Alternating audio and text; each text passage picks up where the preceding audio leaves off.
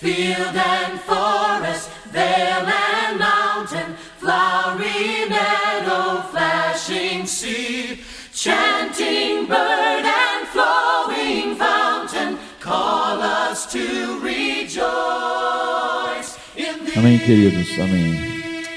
No domingo, nós vimos que a fidelidade, algo fundamental, não é suficiente.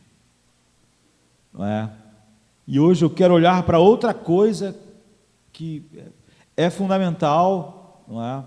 Mas nós vamos ver que também o nosso chamado é para muito mais, não é suficiente também.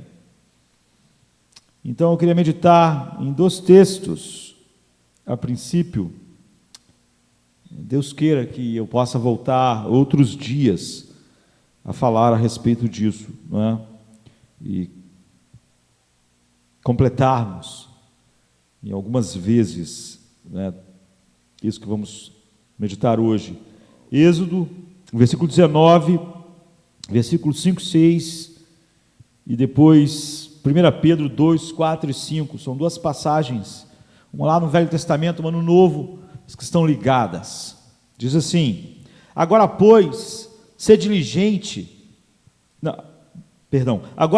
diligentemente ouvirdes a minha voz e guardardes a minha aliança, sereis meu tesouro mais precioso entre todas as nações, porque toda a terra é minha, e vós sereis para mim um reino de sacerdotes e uma nação santa.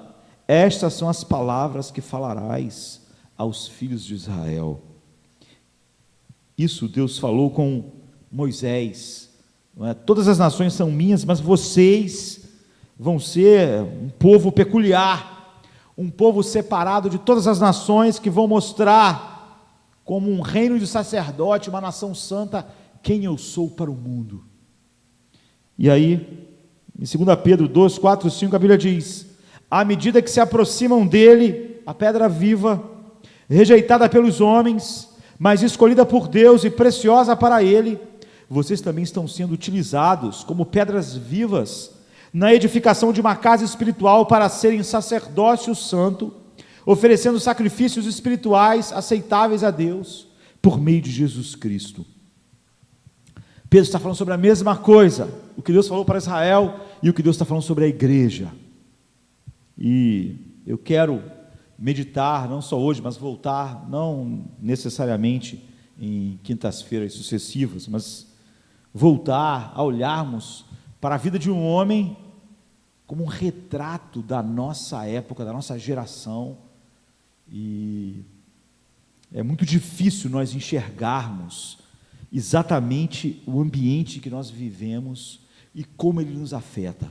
Nós precisamos de um coração muito sensível a Deus, para de fato olharmos para a nossa cultura, para a nossa geração, e de vermos como isso nos afeta e sermos luz, porque quando nós estamos mergulhados assim, numa época, ela nos afeta, e quando nós fazemos parte dela, nós temos mais dificuldade de enxergar.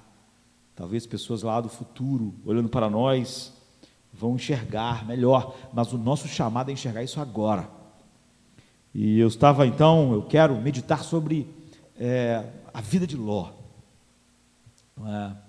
o mundo de Ló, eu diria, dividido em vários pedaços. Se nós tivéssemos, eu quero ser justo, né? Então eu quero olhar uma coisa positiva antes de olharmos muitas coisas negativas. Se nós tivéssemos apenas a história da vida de Ló registrada em Gênesis, eu nunca teria imaginado que Ló fosse um homem temente a Deus e um homem com coração temente a Deus, porque o que nós lemos lá não nos direciona a olharmos dessa forma para a vida dele, mas o apóstolo Pedro, em 2 Pedro, diz 3 vezes que esse homem era um homem justo, e diz que ele estava angustiado e atormentado com a geração que ele vivia, com a vida de Sodoma e Gomorra.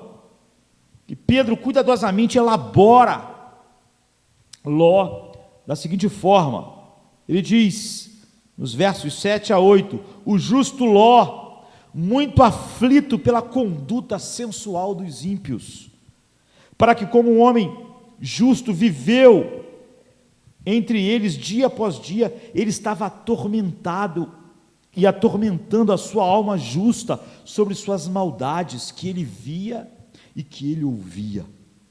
Então, eu quero primeiro olhar para essa coisa positiva em Ló, e é isso que eu estava dizendo, não é? Ela é positiva, ela é maravilhosa, mas é insuficiente. Mas eu olho humildemente para isso, porque na verdade essa qualidade positiva dele tem faltado nos nossos dias. Então, quando nós vamos olhar para tudo aquilo que flui como um exemplo negativo, nós temos que olhar para a nossa geração, para a igreja da nossa geração, para nossas próprias vidas, com um temor grande no coração, porque mesmo essa parte positiva não tem sido uma característica da nossa geração. Então a Bíblia diz que Ló, Pedro diz que Deus livrou o justo Ló. Como eu disse, eu não me lembrava de nenhuma história de Ló que se coadunasse com isso. Em Gênesis 13:13, a Bíblia diz que ele escolheu viver nas campinas verdejantes de Sodoma por causa dos motivos que as pessoas hoje guiam as suas vidas. Motivos econômicos, dinheiro, uma vida melhor para a sua família, essas coisas que nós costumamos eleger como desculpa para viver como nossa geração. A Bíblia diz que foi isso. Foi por isso que ele escolheu, ele nunca pensou, essa escolha vai afetar a minha família, essa escolha vai afetar meus filhos. O dinheiro não é tudo, as pastagens verdejantes não são tudo. Minha família precisa de muito mais do que isso. Ele não pensou assim.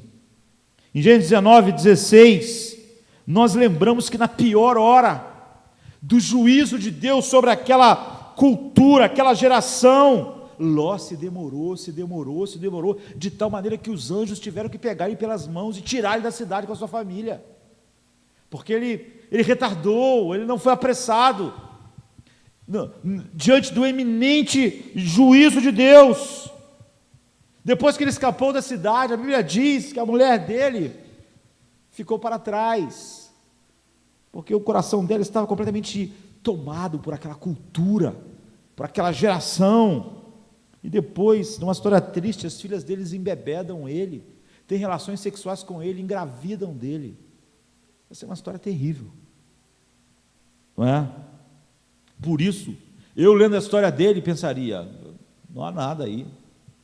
Mas Pedro diz, e Pedro conseguiu chamá-lo de justo, porque Pedro, sobre a inspiração do Espírito Santo, consegue penetrar o interior de Ló, a mente, o coração.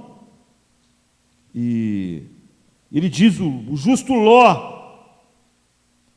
e Pedro explica por quê.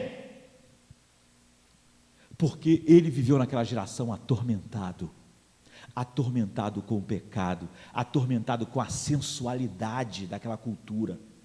Ele não achava engraçado, ele não achava normal, ele não achava comum.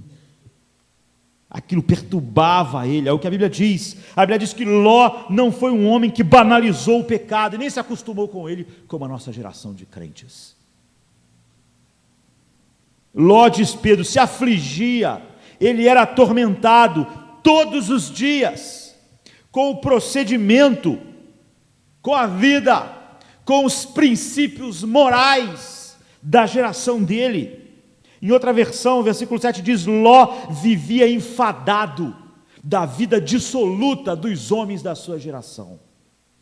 Ele não sentia prazer na sua geração, não sentia prazer em como eles viviam, nas relações pessoais que aquelas pessoas estabeleceram, em como eles enxergavam o sexo, em como eles enxergavam a vida, em como eles enxergavam a sensualidade, em como eles enxergavam o dinheiro. Pedro diz, a alma dele estava atormentada. Essa é a verdade sobre a igreja dos nossos dias, essa é a verdade sobre nós. Nós podemos dizer, eu vivo atormentado com a banalização do sexo, com aquilo que as pessoas chamam de namoro, com aquilo que as pessoas chamam de casamento, com aquilo que as pessoas chamam de amor. Isso atormenta a minha alma, me incomoda, me entristece. Como Deus é desonrado. Ou nós falamos, isso é normal. A vida é assim, agora isso é normal. Essa coisa passou a ser normal. Pois vivendo entre eles, diz Pedro, todos os dias aquele justo se atormentava em sua alma justa, por causa das maldades que via e que ouvia. O linguajar, não é? O linguajar, o humor obsceno, o linguajar voltado para os interesses tão somente materiais.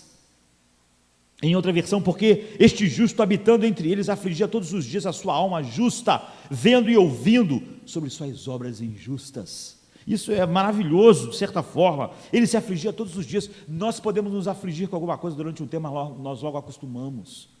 Aquilo que nos chocava há 10 anos atrás, 20 anos atrás, hoje mesmo nós que falamos ser povo de Deus, achamos normal. Eu não faço, é errado, mas é normal. Ló não era assim. Ele se atormentava, ele se afligia. Apesar de todas as falhas que nós vamos ver sobre Ló, Ló era um crente muito melhor do que os crentes da nossa geração. Mesmo assim, nós vamos ver que isso é insuficiente. Se esse padrão de um homem que realmente era afetado pelos pecados da sua geração, não sentia prazer, era atormentado por eles, não é suficiente. Nós devemos imaginar aonde nossa geração está. E eu não estou falando daquelas pessoas, estou falando das pessoas que dizem ter esse comprometimento com Deus. As pessoas hoje elas querem ser uma fonte de boa notícia para as pessoas, mas uma boa notícia que banaliza o pecado do homem. Essa não é a boa notícia do Evangelho, não é? Nós pensamos em salvar as pessoas, em sermos missionários, banalizando o pecado, encontrando estratégias que mostram um amor que não sente uma amargura por causa do pecado da sociedade. A maioria das pessoas que dizem que nós temos que nos relacionar com a cultura, na verdade nós vemos elas admirando a cultura, se encantando com a cultura, não sentindo amargor, nem sendo atormentado por uma cultura sem Deus. Ló não era assim, sabe? Nós aprendemos com isso. Se nós queremos viver uma vida com Deus, nós nunca podemos fazer paz com o pecado do nosso mundo. Nós nunca podemos estar a não ser angustiados pela maneira com que nosso mundo vive, com que os jovens vivem, com que os adultos vivem. Isso não pode ser simplesmente algo que eu não faço, mas acho comum. Deve ser algo que me atormenta, me angustia. Estamos falando sobre Deus, sobre sua santidade. E na nossa ideia de mostrar bondade para com nossos vizinhos, amigos e conhecidos, é simplesmente achar que o pecado e não sentir a rejeição a Deus, a Cristo, seu caráter, algo que nos atormente, que nos perturbe, de fato, sabe? Em nossos novos corações, em nossas novas vidas, nós devemos achar terrível, desagradável e angustiante viver em meio à nossa cultura, porque ela rouba a glória de Deus. Aí Ló é um exemplo para nós, um exemplo que nós não temos seguido. Ele não tinha um sentimento frio e morno em relação ao pecado, nem que ele via, nem que ele ouvia. Ele não tinha uma familiaridade com o pecado que o deixou, pelo menos internamente, insensível à hedondez do pecado aos olhos de Deus. Ele não olhava para as relações daquelas pessoas, para como um sexo se tornou um Deus naquela geração, e o dinheiro. Ele não olhava e dizia, isso é errado, mas é comum, é assim que as pessoas vivem. Não. Ele achava hediondo, não é? nos ambientes em que ele era obrigado a viver e conviver, pelo menos a alma dele era atormentada. É o que Pedro diz. Isso é maravilhoso, sabe? Porque a grande estratégia do diabo e do nosso mundo é fazer que nós olhemos o pecado como uma coisa normal, que você olhe para o pecado e se sinta normal. Eu não faço, é ruim, não é assim que devia ser os casamentos, não é assim que devia ser a relação dos homens com as mulheres, de homens com homens, de mulheres com mulheres, o sexo não devia ser isso, mas é normal. Eu quero que ele se salve, quero que Deus liberte esta geração, mas eu não estou me sentindo mal, eu acho normal. Meus filhos, inclusive, estão vivendo assim, mas eu não me sinto mal por causa disso.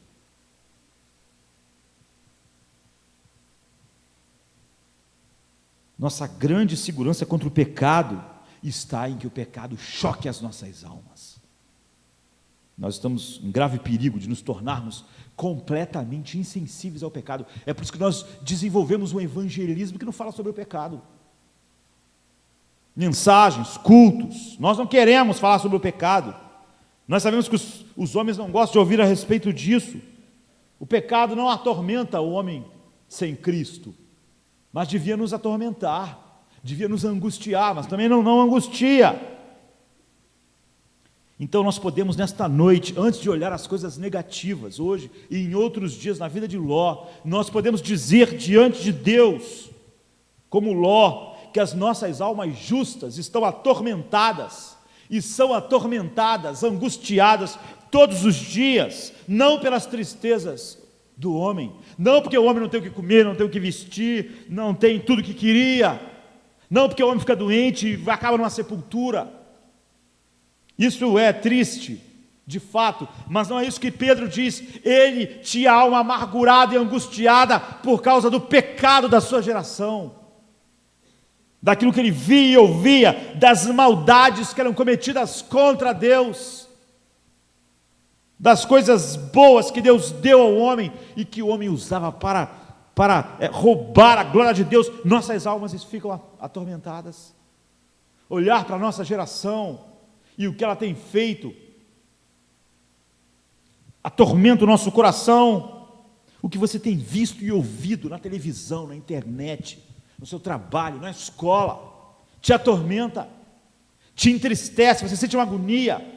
Como a Bíblia diz que Paulo chegou lá, não é, em Atenas, e sua alma ficou revoltada ao ver como aquela geração era completamente idólatra. Você se sente assim como Paulo? Ou nós já fizemos as pazes com os pecados que nos chocaram um dia? Estamos nos entretendo e achando engraçado aquilo que devia fazer nós recuarmos de dor na alma, pelo quanto aquilo rouba a Deus, rouba a glória de Deus, ofende Deus, ofende a santidade com a qual Deus criou o homem, a mulher, com a qual Deus deu todas as coisas, a terra ao homem, seus corpos, o sexo.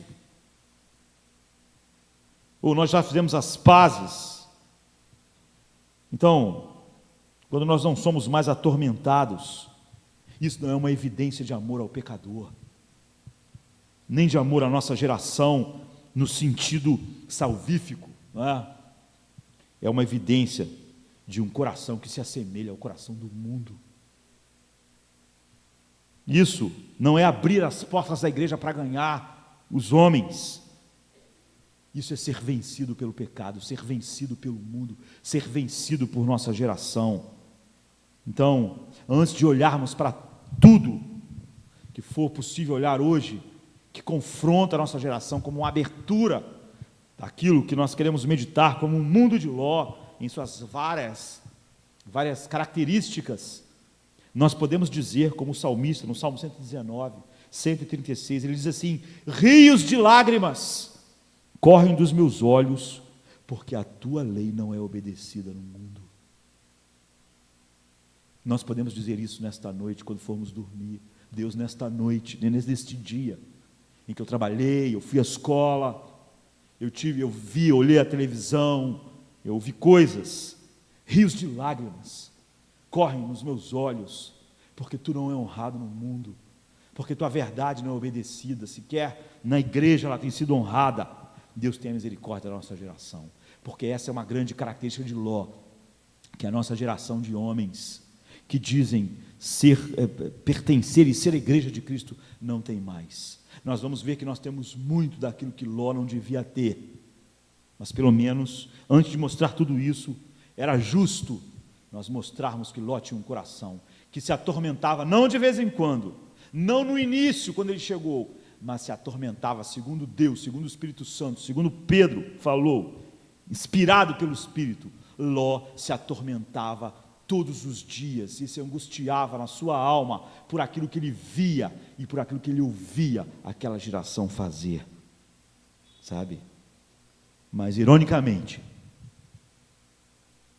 olhando esse ponto positivo, que já é uma vergonha para a nossa geração, isso que Ló vivia e que nós devíamos viver não é suficiente. Ou seja, se Ló não estava com esse tormento na alma, vivendo a vida que Deus nos chamou para viver, então nós devemos imaginar como está a nossa geração aos olhos de Deus. Ironicamente, apesar de Ló estar revoltado com Sodoma, Sodoma estava na sua alma. É possível então para um crente, um justo, estar angustiado com o pecado da sua geração, angustiado pela maneira com que os homens vivem, enquanto voluntariamente ainda se apega a esse mundo. Agora, se um homem nem sente essa angústia, você imagina quão apegado o homem está ao mundo. Há toda evidência de que Ló, como nós vimos, era esse homem. A Bíblia diz que apesar de ter vivido anos e anos em Sodoma, diariamente ele se afligia, mas Ló foi um dos figurões daquela cidade. Ele vivia uma vida de destaque, ele era rico, ele era importante. É o que a Bíblia diz. Ele era um homem de destaque nas portas daquela cidade, portanto ele teria tido muitas oportunidades para influenciar seus amigos, para deixar claro o que estava na sua alma angustiada. Ló estava completamente desapontado e angustiado como o seu mundo vivia, sabe? Mas ele deixou essa angústia lá dentro, a angústia que tem faltado à nossa geração. Quando o julgamento caiu sobre Sodoma, não era possível encontrar outra pessoa angustiada, nem na sua família, nem na sua casa, nem entre seus filhos, nem entre os seus conhecidos, nem entre os seus vizinhos, nem entre os seus empregados. Ninguém, sabe? Se ele teve uma influência econômica naquele lugar, se ele era um conselheiro, se ele era um empresário de sucesso, ele só foi isso, apesar de toda a sua angústia. Ló não fez nada efetivo que apontou para a sua família o céu, nem para aquela cidade, nem para os seus familiares, amigos. Ninguém temia a Deus, ninguém sentia sua angústia. Quando ele pediu aos seus genros e filhos que saíssem com ele da cidade, as pessoas pensaram: você está brincando, né? Está falando sério? Não, isso é brincadeira, porque aquilo não era o que eles sentiam e ouviram de Ló o tempo todo. As palavras dele não tinham um peso, porque Ló não tinha vivido de uma maneira tal que mostrasse a sua esposa como ela não deveria ser aderida por aquela sociedade, por aqueles valores, por aquela cultura. E aquela mulher deixou seu coração em Sodoma e morreu às suas portas. Ela não poderia ver aquela sociedade ser destruída. Como eu disse hoje, muitas pessoas que dizem que querem ganhar a cultura, elas estão encantadas com a cultura. A mulher e os seus filhos que tiveram contato mais íntimo com ele, não viram toda aquela angústia diária do seu coração. Se nós não temos essa angústia, nós não temos, estamos muito mais distantes, mas você vê, nem isso só é suficiente.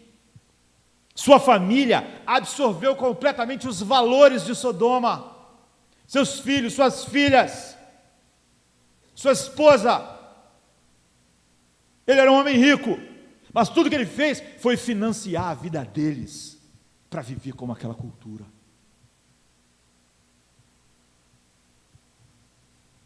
Então, a sua decepção interna, seu sofrimento, não impediu de tudo isso ser letal. Ele estava indignado, a Bíblia diz, pela conduta sensual dos ímpios. Aquilo atormentava a sua alma justa, mas por fora ele pouco fez. Ele pouco fez para mostrar toda essa indignação. Nossa geração não está nem indignada, nem é atormentada. Que dirá mostrar ao mundo tormento e indignação? Nós não queremos. Nós queremos que o mundo nos admire. Você vê que nem essa dicotomia de uma alma atormentada pelo pecado, pela sensualidade da sua geração, quando não expressa, é suficiente. Imagine quando nossa alma sequer é atormentada. E ele fez isso porque ele era importante na cidade, porque ele era rico. Ele se aproximou daquela cidade para negociar, para vender, para comprar, para ganhar dinheiro, para ganhar a vida. Quem sabe, com aquela desculpa que nós temos, dar uma boa vida para os nossos filhos, dar uma boa casa para minha esposa poder frequentar os bons lugares, meus filhos serem educados assim. Nada de franqueza com a família, nada de franqueza com o seu mundo, porque isso prejudica a nossa posição. Ló tinha dominado a arte de fazer vista grossa e ouvidos de mercador, mesmo quando o que ele ouvia o incomodava. O que ele via fazia a sua alma doer.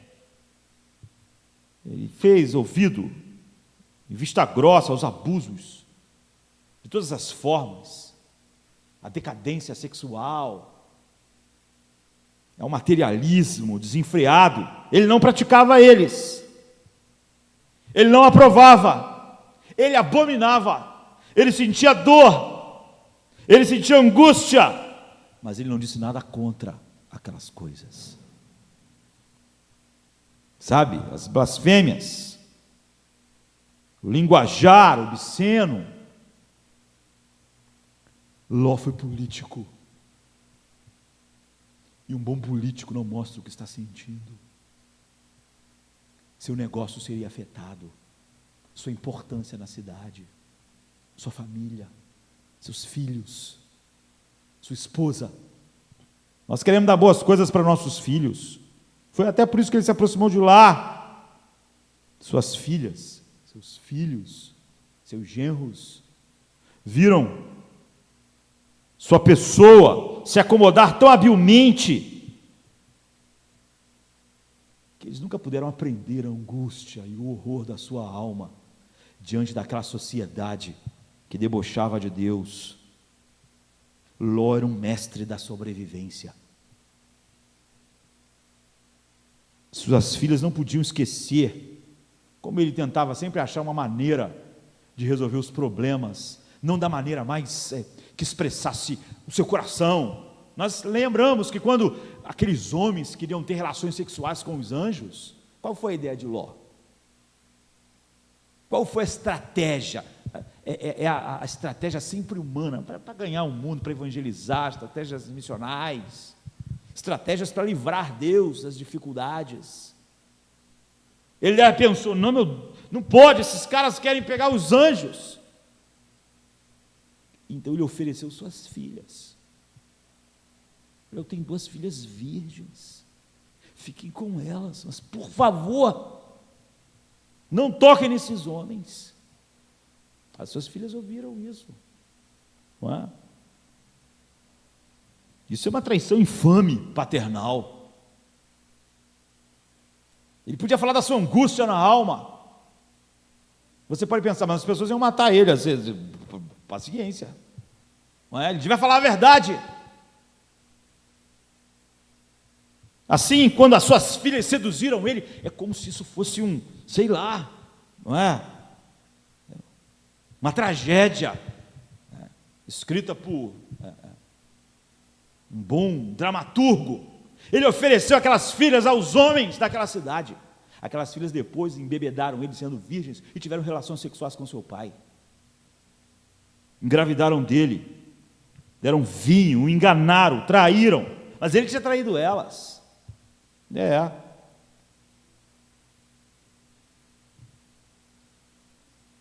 É uma ironia cruel, não é? Ele realizou o ato vergonhoso que ele sugeriu àqueles homens daquela cidade fazer naquele dia. Ló, efetivamente, eu diria, semeou Sodoma na alma das suas filhas, da sua esposa. Um homem atormentado, que não fazia nada, que não fez nada.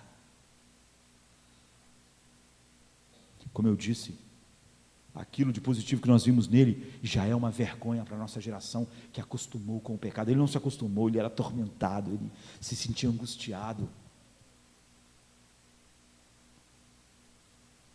Essa foi a loucura de Ló.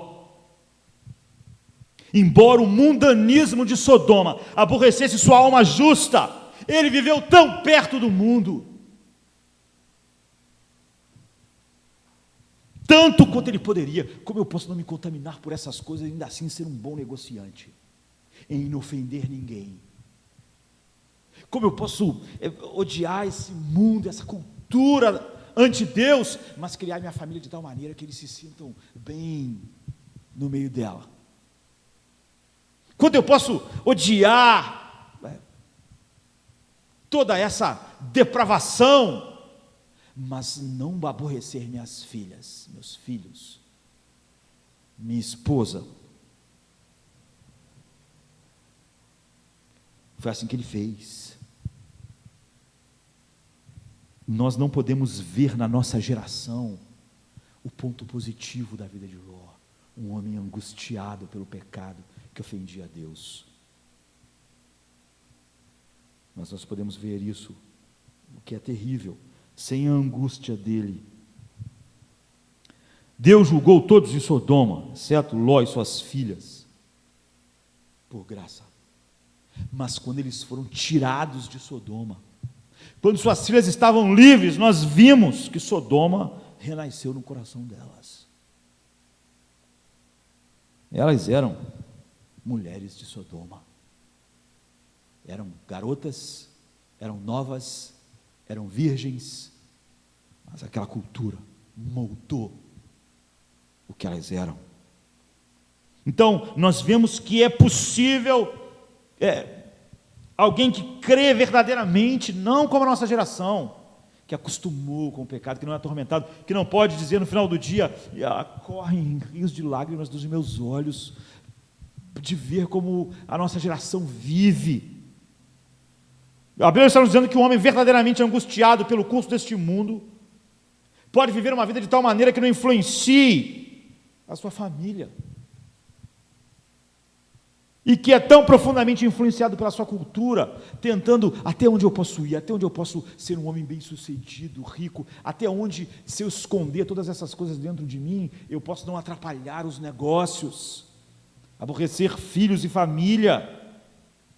E um homem angustiado pode esconder isso dentro de si de tal maneira que a cultura renasce sempre, sempre no coração daqueles que estão mais próximos, que Ele mais ama. Essas são advertências tremendas para a nossa geração, sabe? Essa tentação que nós temos de nos render à nossa cultura e não confrontá-la com a nossa vida. Hoje nós nos tornamos dormentes ao pecado. Mas aquele homem que não se tornou dormente ao pecado, ainda assim você viu, não foi suficiente. Esses são dias cruciais na vida espiritual da igreja. Eu estava lendo uma pesquisa do Gallup, nos Estados Unidos, não aqui, já que nós temos mais dificuldade de ter acesso a pesquisas assim.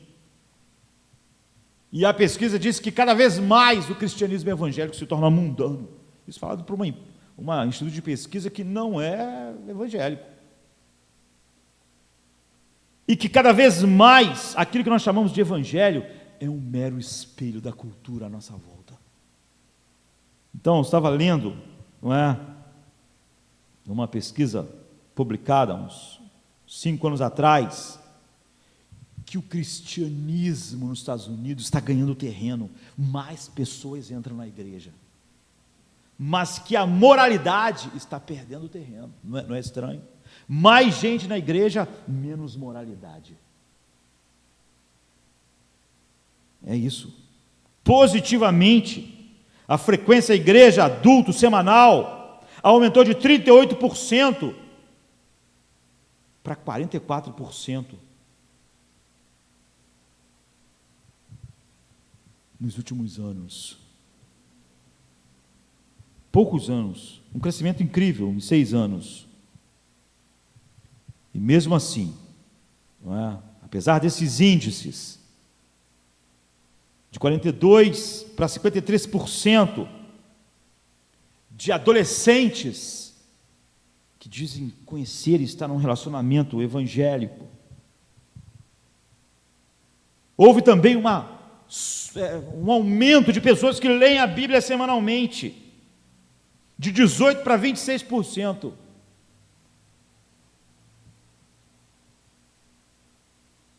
Mas essas mesmas pessoas dizem que seus valores morais são fracos e que o valor moral do ambiente deles está em pleno declínio. Diz que 1/3 dos evangélicos entre 18 e 35 anos não tem problemas de fato em que homens e mulheres solteiros tenham relações sexuais, que eles de fato acabam não se chocando, nem achando não normal isso, que muitos estudantes universitários evangélicos moram juntos.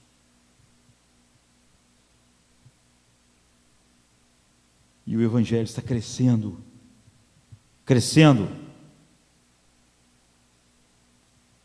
E George Barna diz, num dos seus livros, que a anarquia moral tomou conta da nossa cultura e que essa anarquia moral está tomando conta da igreja da América. Que grande parte das pessoas na igreja da América se atreve a insistir que a verdade não é absoluta. É isso. Esse dia eu estava vendo um pastor pregar, um pastor que se diz ortodoxo,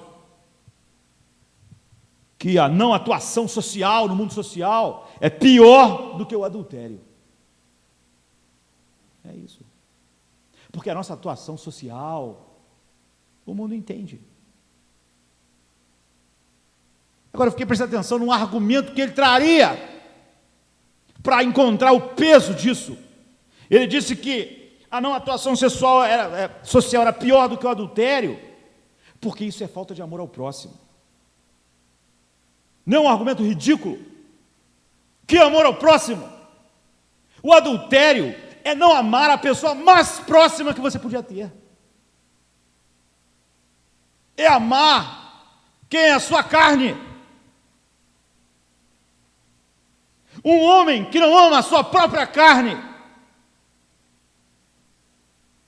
Ama o próximo.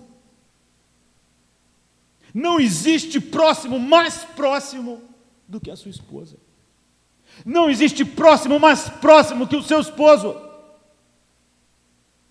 Então o maior pecado contra o próximo é o pecado contra aquele que é sua carne. Agora, como nós podemos definir um padrão em que o amor ao próximo é mais importante que o adultério? É um pecado pior, quando o adultério é a maior expressão de não amor ao próximo.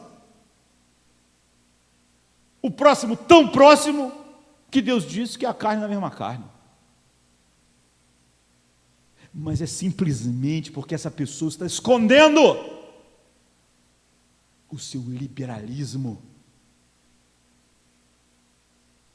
Porque isso é menos ofensivo para a nossa sociedade. E isso é ajudado pela ignorância bíblica da nossa geração.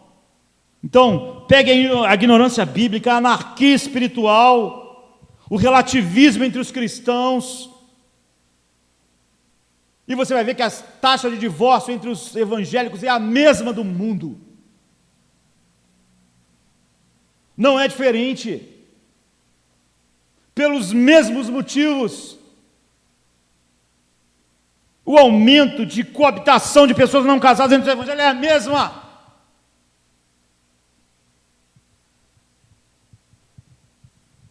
E a pesquisa diz que as pessoas estão lendo mais a Bíblia, estão indo mais à igreja, estão se convertendo mais. É um fracasso. É o grito do próprio mundo, falando como a igreja está comprometida com o mundo. A igreja não sente a angústia de Ló. Que dirá? Ela tem todos os defeitos de Ló, mas não a sua angústia. E se a angústia dele não foi suficiente, imagine a nossa geração. Quem pode negar a afirmação, não é, de que a igreja evangélica se tornou mundana, materialista? Que o que enche a ideia dos evangélicos é a busca pelo prazer. E que é exatamente esse prazer e a busca da felicidade que tem justificado o seu liberalismo, a sua falta de sentir agonia daquilo que, e de como os homens tratam o sexo, a pornografia, o casamento sendo despedaçado, aquilo que nasceu na casa de Ló, nasceu no coração da igreja, dos nossos dias. Deus nos ajude. Uma igreja assim, a Bíblia diz, não vai alcançar o mundo. Nem só a angústia de Ló alcançou, mas uma igreja que não está angustiada. A igreja deve ser distinta do mundo para alcançar o mundo, é o que a Bíblia diz. Em uma única palavra, a única esperança para nós e para o mundo perdido está numa igreja santa, é o que a Bíblia diz. E esse é o plano de Deus, o plano distinto de Deus. Nós vimos Deus dizendo, todo mundo é meu, mas você, Israel, é o meu povo peculiar, uma nação santa. Então ele diz em Gênesis 12, 2-3, a Abraão, e eu farei de ti uma grande nação, e te abençoarei, e todas as famílias da terra serão abençoadas através dessa nação. Essa nação que? Essa nação santa, essa nação que vai expressar quem eu sou, é isso que Deus estava dizendo, um reino de sacerdotes. Antes do êxodo, nós não podemos enxergar isso, como se funcionou, mas depois do êxodo, sim, Deus deu a Israel, expressou o seu coração nos mandamentos. Então, em Êxodo 19, 4 e 6, como nós lemos, ele diz, vós tendes visto o que eu fiz aos egípcios, como vos levei sobre asas de águia e vos trouxe a mim, agora, pois, se diligentemente ouvirdes a minha voz e guardardes a minha aliança, então sereis a minha propriedade peculiar dentre todos os povos, porque toda a terra é minha. Mas vós me sereis um reino sacerdotal e um povo santo. Estas são as palavras que falarás aos filhos de Israel. Vocês serão um reino de sacerdotes. É o que ele disse. Um estupendo reino de sacerdotes, vivendo para mim, para a minha glória, mostrando a minha santidade ao mundo. Um povo santo. É o que Deus disse que eles seriam. Um conjunto, uma nação separada do mundo, que mostraria ao mundo quem Deus é. Então Deus repete isso, Deuteronômio 7,6, ele diz: porque povo santo és ao Senhor teu Deus, o Senhor teu Deus te escolheu, para que eles fossem povo especial, de todos os povos que há sobre a terra, para ser santo, diferente, é isso. A santidade é essencial na natureza de Deus, ela não é um dos atributos de Deus simplesmente, sabe? Ela é o próprio fundamento do ser de Deus. Ela é a soma e a substância de todos os seus atributos. O amor de Deus é santo, tudo que Deus é santo. Santidade é a beleza, o esplendor, é a terrível simetria do caráter infinitamente perfeito de Deus. É isso que a santidade é. E essa santidade era para ser vista pelo mundo em Israel. É isso. Então em Levítico 11:45 ele diz: porque eu sou o Senhor que vos tirou da terra do Egito para ser o vosso Deus, você deve portanto ser santo, porque eu sou santo. Em Levítico 19:1 e 2, e o Senhor falou a Moisés dizendo: fala a toda a congregação dos filhos de Israel e dize-lhes: sereis santos, porque eu, o Senhor vosso Deus, sou santo. Levíticos 27:8, santificai-vos, pois, e sede santos, pois eu sou o Senhor teu Deus, os meus estatutos vocês devem cumprir, porque eu sou o Senhor que vos santifica. Levíticos 20:26, vocês devem ser sagrados para mim, porque eu, o Senhor, sou santo, e vos separei de todo o mundo para serdes meu. É isso, ele chamou aquela nação para ser santa.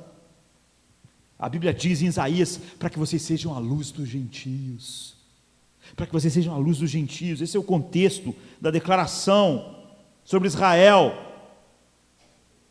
corporativo, não é? E muitas vezes as profecias apontavam para Cristo, como Isaías 42:6, 49:1 e 6 e 61, mas a nação de Israel falhou, ela não foi santa, nem uma luz para os gentios, ela nunca atingiu esse potencial. Nós vemos isso desde o princípio, Arão fazendo bezerro de ouro, Israel simplesmente uma expressão da cultura egípcia. Da mesma forma, eles falharam a entrar em Canaã. Deus disse: não seja como esses povos, eu os separei. Mas leia, sabe, seus temores de não acreditar em Deus, de acreditar em estratégias humanas, os lapsos repetidos de Israel, a idolatria registrada no livro de Juízes, nos pecados dos profetas falsos. Há exceções brilhantes, mas só isso, há só exceções. Israel nunca atingiu o potencial de ser um reino de sacerdote e luz entre as nações. Nunca, jamais. Então qual é o plano de Deus? O plano de Deus, na verdade, é Cristo. Quando Jesus veio, ele venceu onde Israel falhou. É nele que Deus abençoou as nações com a luz, com a santidade. Como está em Gálatas 3,16, ora, as promessas foram feitas a Abraão e à sua descendência. Não diz, e as descendências, como falando de muitas, mas como de uma só. E a tua descendência, que é Cristo. É nele que o mundo viu a santidade de Deus. Israel falhou completamente. A Bíblia diz que ele foi chamado do Egito como Israel. Israel foi tirado do Egito para ser luz do mundo. Jesus também, em Mateus 2,15. E esteve lá até a morte de Herodes, para que se cumprisse o que foi dito da parte do Senhor pelo profeta, que diz: do Egito eu chamei meu filho. Como eu tinha chamado Israel um dia, eu chamei meu filho. Jesus venceu em todos os lugares onde Israel fracassou. Qual é o maior exemplo do fracasso de Israel? O deserto. O deserto, ele sucumbiu às tentações. Israel não conseguiu resistir às tentações do deserto, mas Jesus foi levado ao deserto, como está em Mateus 4:1. a 11, Lucas 4, de 1 a 13. E Jesus venceu as tentações. Jesus foi designado como santo, como luz entre os gentios. Ele é a luz do mundo. É isso. Esse era o plano. Jesus, o Santo de Deus. E ele era santo em todos os aspectos. Ele diz assim em João 17, 19: e por causa deles, da igreja, eu me santifico, para que eles também sejam santificados na verdade. Ele foi o sacerdote perfeito, ele é o sacerdote perfeito, segundo a ordem de Melquisedeque, é o que a Bíblia diz em Hebreus 7. Ele é a luz. Quando Jesus nasceu, os pais dele levaram ele ao templo, né? Simeão pegou ele e disse: agora, Senhor, tu pode deixar o teu servo partir em paz, segundo a tua palavra, porque os meus olhos viram a tua salvação, que você preparou na presença de todos os povos, luz para iluminar as nações e para a glória de Israel. E 33 anos depois, no mesmo tempo em que Simeão fez essa oração, Jesus disse: eu sou a luz do mundo. Jesus cumpriu tudo aquilo que Israel prefigurou e fracassou. E qual é o plano de Deus? É a igreja. Hoje, a igreja, Jesus disse: vocês são a luz do mundo. O apóstolo Pedro, então, no capítulo 2, sua primeira carta, se refere exatamente àquele texto onde Deus disse que Israel devia ser a luz. Não fracassou, mas agora essa é a nova aliança. Um povo que já vive na vitória, conquistada por Cristo. Então Pedro diz: à medida que se aproximam dele, a pedra viva, rejeitada pelos homens, mas escolhida por Deus e preciosa para ele, vocês também estão sendo utilizados como pedras vivas na edificação de uma casa espiritual, para serem sacerdócio santo, oferecendo sacrifícios espirituais aceitáveis a Deus através de Jesus Cristo. 1 Pedro 2, 4 e 5. E mais uma vez no versículo 9: mas vós sois a geração eleita, vós sois o sacerdócio real, a nação santa, um povo de possessão exclusiva de Deus. Para quê? Para que anuncieis as virtudes daquele que vos chamou das trevas para a sua maravilhosa luz. Estamos todos a declarar que Cristo é a luz do mundo, e vivendo aonde os judeus fracassaram, porque o plano era este. Jesus cumpriu tudo. Então a Bíblia diz, em 1 Coríntios 1,6, santificados em Cristo Jesus, chamados para ser santos. Você vê as duas coisas? Vocês já são santificados em Cristo Jesus, então vocês foram chamados para ser santos. Isso é maravilhoso. Aquilo que nós já temos, então aquilo que nós devemos ser, por causa do que temos. Porque Cristo, 1 Coríntios 1,30, é a nossa justiça, a nossa santificação e nossa redenção. 50 vezes no Novo Testamento é chamado dos crentes, todos de santos, santos. É isso. Porque é isso que eles foram chamados para ser, é isso que eles são agora, separados do mundo, para serem luz dos povos. Mas isso é um chamado, é um chamamento para viver nas implicações práticas da santidade que Jesus conquistou para nós. Nosso fluxo de renovação e de mudança e santificação em Deus, que Ele já realizou em nossas vidas, agora precisam fluir numa vida prática, como uma nação santa e separada. Paulo, por exemplo, em Colossenses 3, 9, 10 e depois 12, ele diz: não mintam uns para os outros, visto que vocês já se despiram do velho homem com suas práticas e se revestiram do novo, o qual está sendo renovado em conhecimento à imagem do seu Criador. Portanto, como povo escolhido de Deus, santo e amado, revistam-se da profunda compaixão, bondade, humildade, mansidão, paciência e todos esses frutos.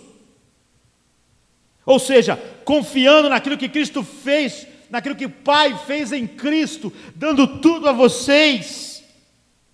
Confie agora no poder do Espírito Santo para operar em vocês todas essas coisas, vivendo uma vida santa e separada, isso ainda é uma tarefa assustadora, porque isso requer que nós sintamos angústia pelos pecados e a vida que a nossa geração vive. Exige de nós disciplina, exige de nós oração, vigilância. Exige de nós muito mais do que aquilo que Ló foi e fez. As apostas são altas. Ló odiava o pecado de Sodoma, mas muita coisa nele queria chegar o mais próximo possível daquela cultura e tentar tirar o máximo, se poluindo menos. Ele ficava escandalizado com ele, mas ele não foi capaz de desligar sua vida de fato daquelas pessoas.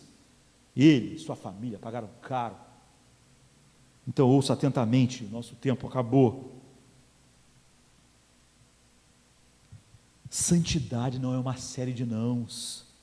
Eu vejo as pessoas, quando falam sobre santidade, elas ficam angustiadas e tristes, elas estão pensando em não. Não conhecem o Evangelho. Santidade, eu diria, é um grande sim e não para as riquezas que Cristo fornece para nós. Quando um homem diz, essas pesquisas que eu vi, que eu mencionei rapidamente aqui do Gallup, mostram que essas pessoas, nossa geração, nunca disse sim para Cristo, para o Evangelho. Quando nós falamos sim para Cristo, nós estamos, não é que nós estamos dizendo não aquilo outro, mas santifica, a vida de santidade é muito ruim, tem que dizer não a isso, não é isso. É dizer um sim à salvação eterna. A santidade é estar em Cristo, é dizer um sim a um amor que é um oceano sem fundo. É um monte de sim que enche a nossa alma, não só de graça e alegria, mas de um vigor moral